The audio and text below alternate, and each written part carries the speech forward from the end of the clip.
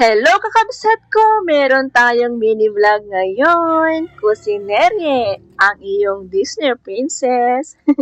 Eme. What? So, ang menu natin for today, mga kakabsat ko, ay sarsyadong espada. Wow. So, ito nga ay binili ng asawa ko. So, ako naman, housewife duty. Alam na, ako yung magluluto. Kaya natanggal ko na nga yung ulo niya. Tapos, ang susunod niyan ay tatanggalin ko yung mga nasa lamang loob. Para nga mabilis yung trabaho ng paglilinis ko nitong espada, ay gumamit na ako ng scissor. So, kaya na nga, tinanggal ko na lahat yung nasa loob nitong espada na to. Ay, sus, Diyos mio, ako lang ba yung naiinis maglinis ng mga isda, kahit anong klaseng isda pa yan? Nakakatamad maglinis, kahit magluto na lang ako, kayo na lang maglinis. Charot.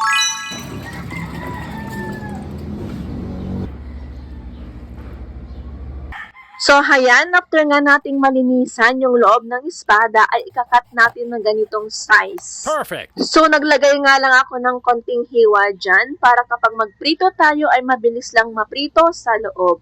Ganyan ako kapag nagpriprito ako ng isda kahit anong klaseng isda pa yan. Yes.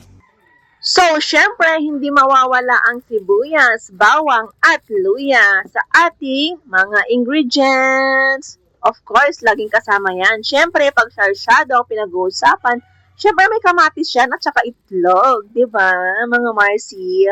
Oh, yes. Ito nga yung mahirap sa pagluluto. Kailangan mo pang mag-prepare ng mga ingredients. At siyempre, lalagyan natin yan ng asin, tong espada na to, bago natin iprito para naman maglasa.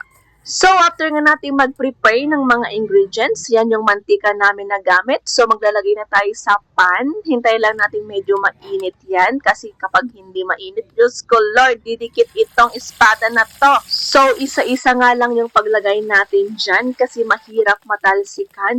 Ako lang ba yung hit na hit magprito? My goodness, ang hirap kaya matalsikan. Ang sakit-sakit.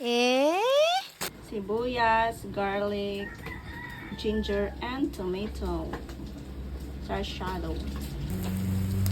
So, balikan nga natin ang ating piniprito. Almost done na tayo dito sa portion na to.